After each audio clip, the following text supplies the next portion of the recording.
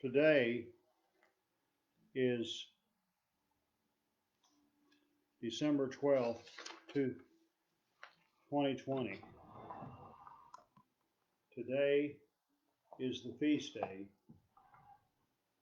of the Feast of Guadalupe, the celebration of a very important woman, Our Lady of Guadalupe. Some of you may never heard of Guadalupe. Others may know a little bit about her, whereas others may know a lot about her. When I was pastor for 3 years at the Blooming Grove Maypole Circuit of the AME Church, I was there from 96 to 99. And as pastor, I was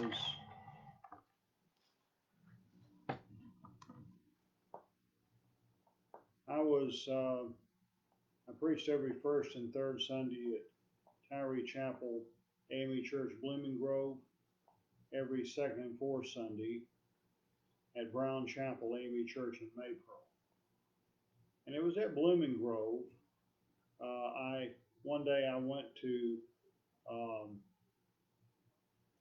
and we had something going on in the fellowship hall, which was in a separate building from the sanctuary. And I noticed something on the wall. It was a clock that wasn't working, but it had a picture on it. It turned out one of the members of the church had got this picture at a garage sale. And I asked, does anybody know who was in that picture? Someone said they thought it was an angel. And nobody but my wife Deborah knew who it was. That's Our Lady of Guadalupe. And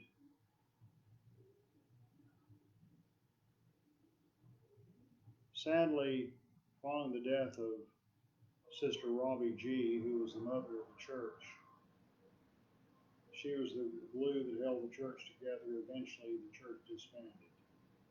And her son Buford, very fine man, very fine musician, who passed away several years ago. When the church disbanded,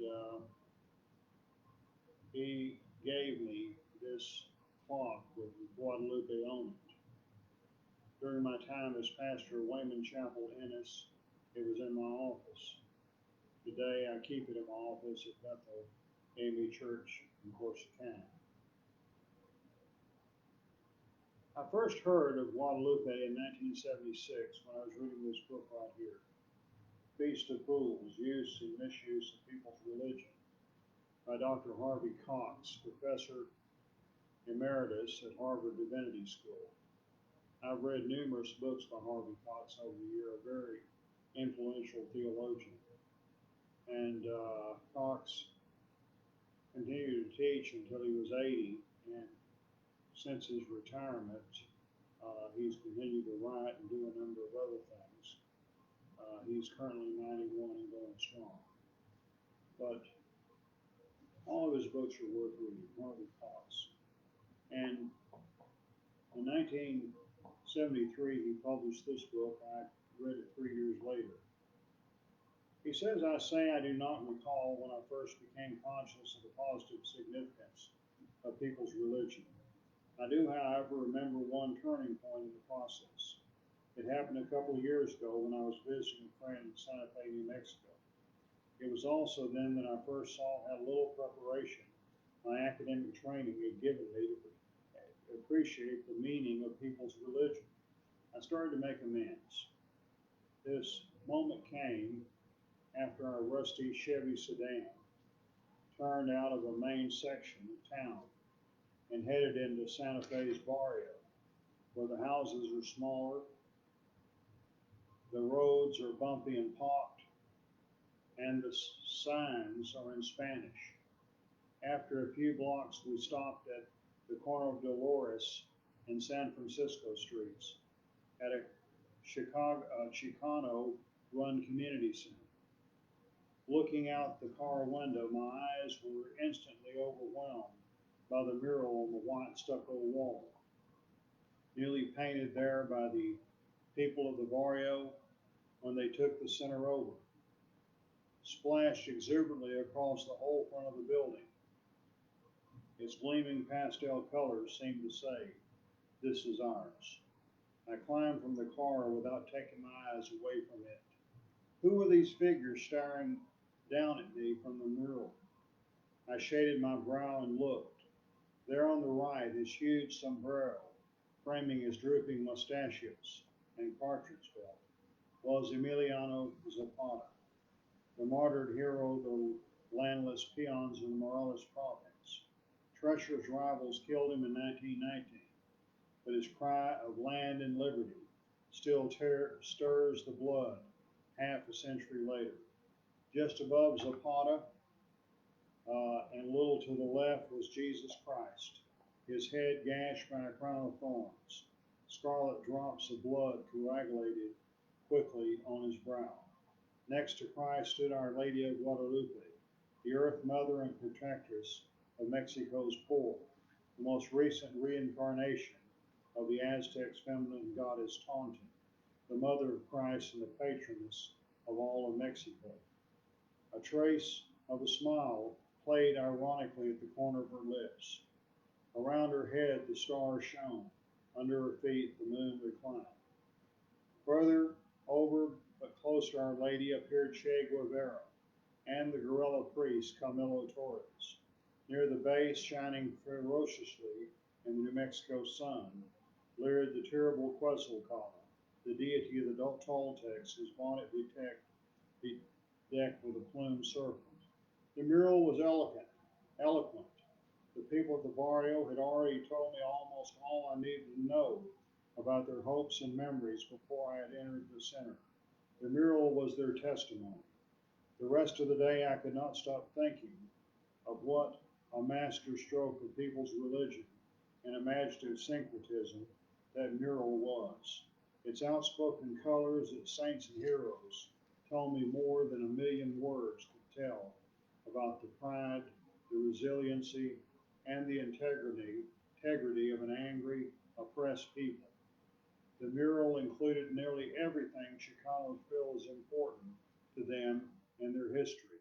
It was a kind of autobiography, a story they lived as well as painted. Later, as I left the center, I remembered the black Pentecostals I once spent a hot Sunday night with in South Chicago.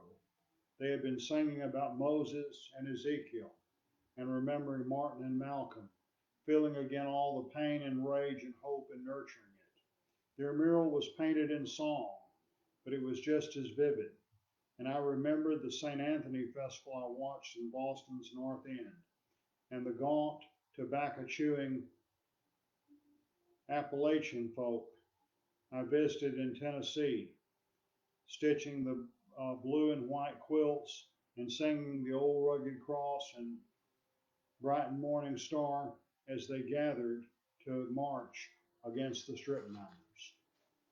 Eloquent expressions of the religion of the people as opposed to that of the religious establishment.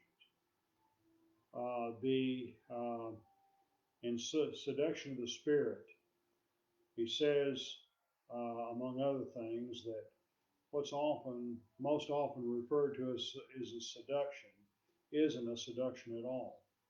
In affairs of men and women, with a few exceptions, most of the time both parties know what's going on.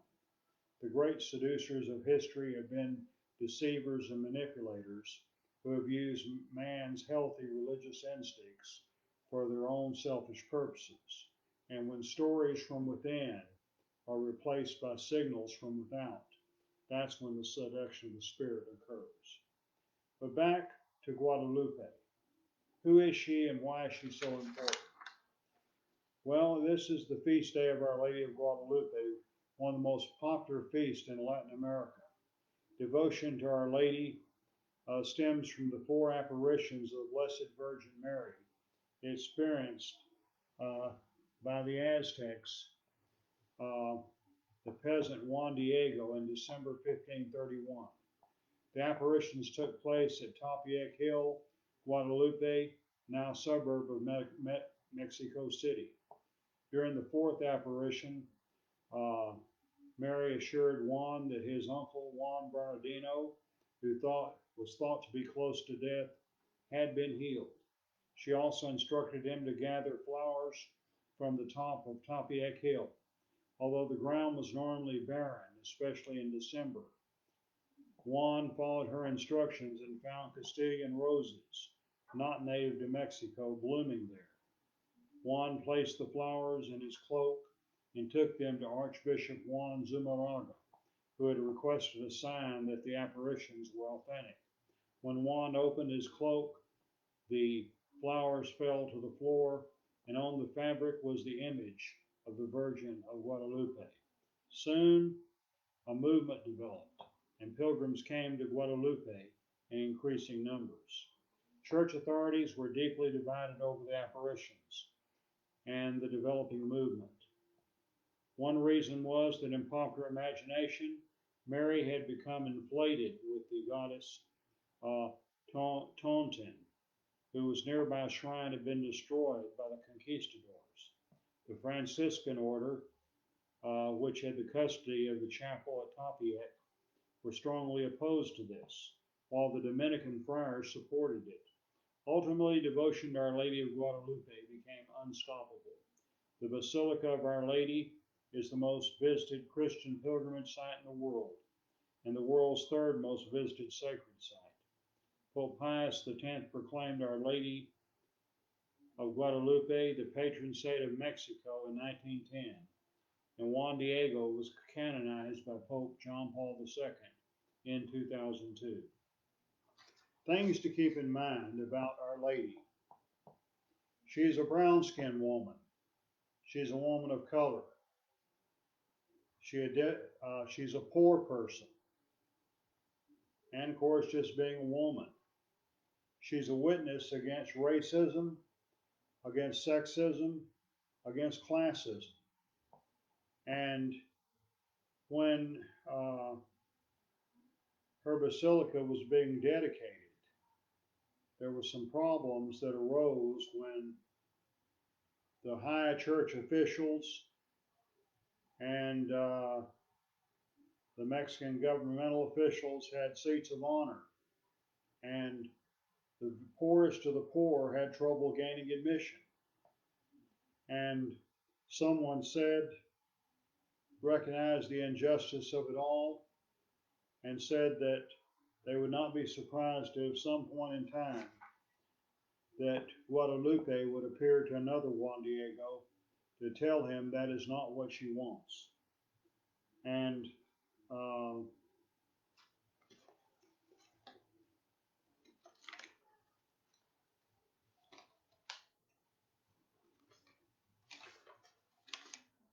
Harvey Cox, by the way, is an American Baptist. He grew up in Malvern, Pennsylvania, in the only house between the Baptist church where he attended as a child and the Roman Catholic Church. People that hear that say you were destined to be an ecumenical theologian. He said it more conditions my attitude toward the Catholic Church, being close to but outside of. Over the years, he preached in Catholic churches, taught at Catholic universities, spent a lot of time in Latin America, and he got arrested with Catholic priests during the civil rights movement and some of the protests. He co-officiated his brother's wedding. It was, along with a Catholic priest, the first interfaith wedding in Boston. And he said as many Catholics read his books as anybody else. He has taught Catholic students as well as Protestant, Jewish, Muslim, atheist, and no telling what else. He was personally received and mildly condemned by Pope Paul VI. He met, in fact, his book Future of Faith describes his meeting with Cardinal Joseph Ratzinger in Rome before he became Pope Benedict XVI. He did have meetings with, he met with Pope John Paul II. He regrets that he never had the chance to meet his favorite Pope, John the 23rd. John the 23rd was a very remarkable man, and hopefully do a video on him at a later time. But um, the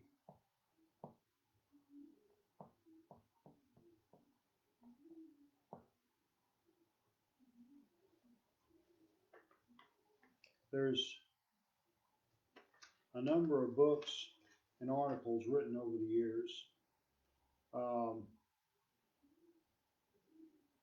on Our Lady of Guadalupe. And um, in Mexico, Father Miguel Hidalgo organized his Independistas under the insignia of Our Lady of Guadalupe.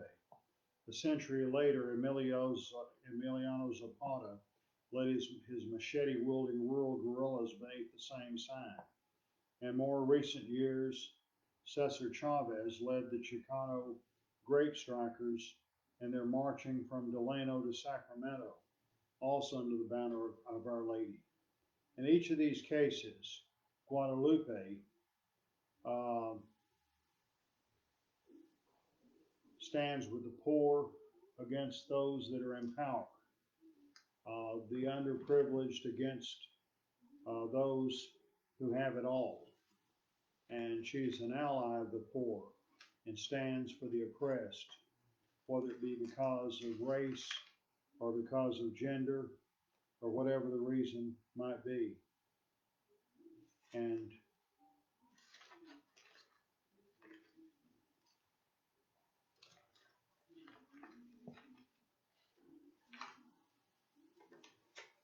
he concludes one chapter entitled "A Search for a New Church." I raise my glass of tequila to the mural in Santa Fe, to the Mexican people whose gods and heroes it depicts, to the story of faith and struggle it tells. I know that in one sense, it is their story and not mine. I will have to find and forge my own community. I cannot piggyback on theirs. I even realize with sadness that those against whom Zapata and Torres fought were in some sense my people. But still I lift my glass to their story, and I know the toast is right because at a deeper level, their story is my story too. I have a firm conviction that symbols are universal in nature. And the divine feminine, there's been a lot of study of that theme in recent years. And certainly uh, the Blessed Virgin Mary, as seen in the apparition of Our Lady of Guadalupe, is an expression of the divine feminine.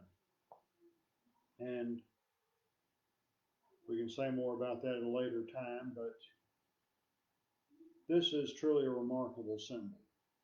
And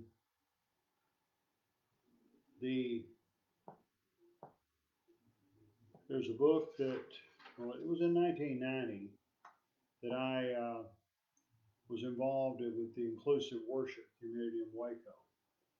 It lasted for only 4 years, 1989 to 1993. Dr. Jan Clanton, who was a good friend of ours, still is, the first female chaplain at Hillcrest Hospital, put this together. And we did some very creative things in there. That came as no accident because Jan's a very creative person. And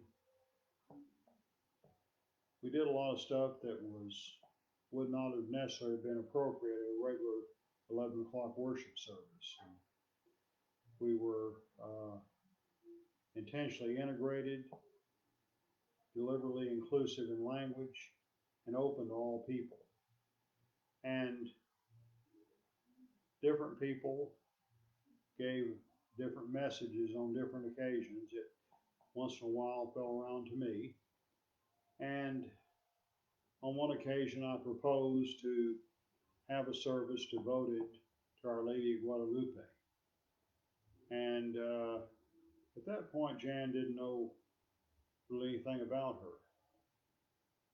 But at my suggestion, she did some research and found the importance of Our Lady as a liberating symbol.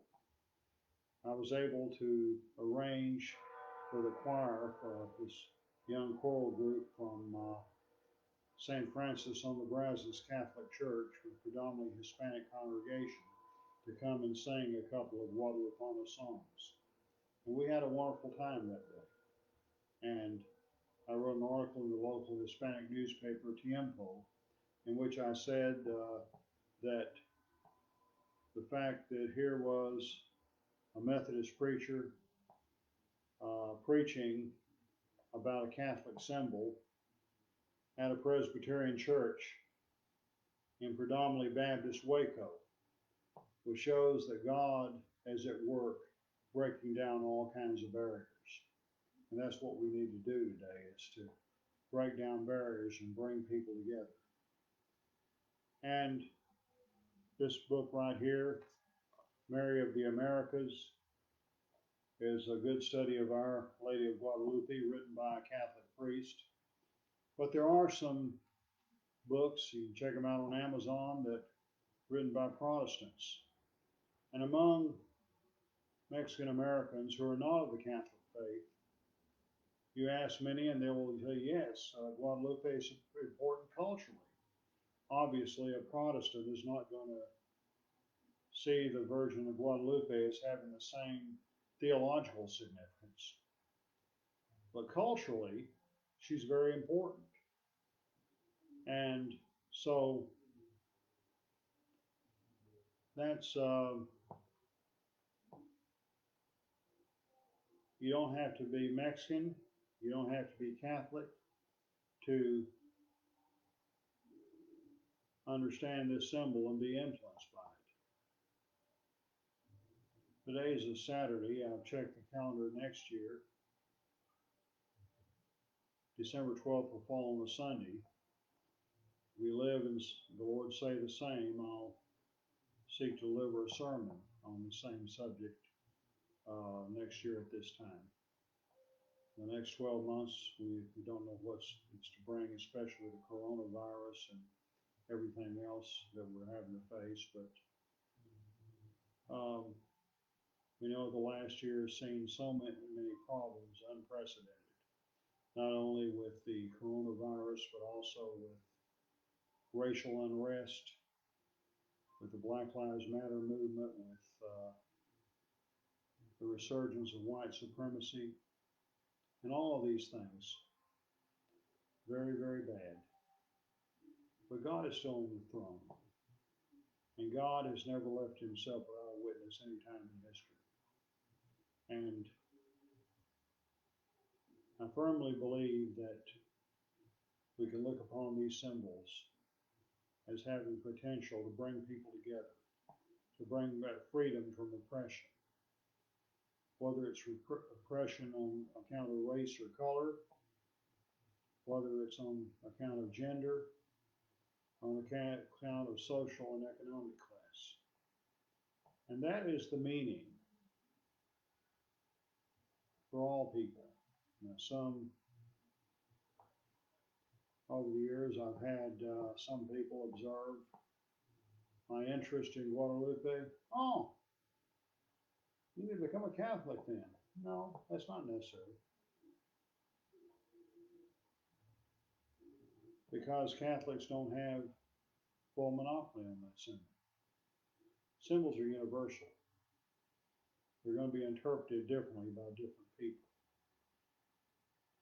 But this is some food for thought. As we, today a lot of things are subdued. It's been a while since I've had the chance to do this, but I have been over the years to some Guadalupana celebrations in various Mexican communities in Waco and community of Rogers, which is in Bell County. I've been to some services in Ennis when I was there. I mean, these are big deals. A lot of not just worship services, but a lot of food, dancing, and celebration of all kinds. Because of a symbol that brings people together. We need to come together today. Everybody have a good evening, a good weekend, and a Merry Christmas. Viva Guadalupe.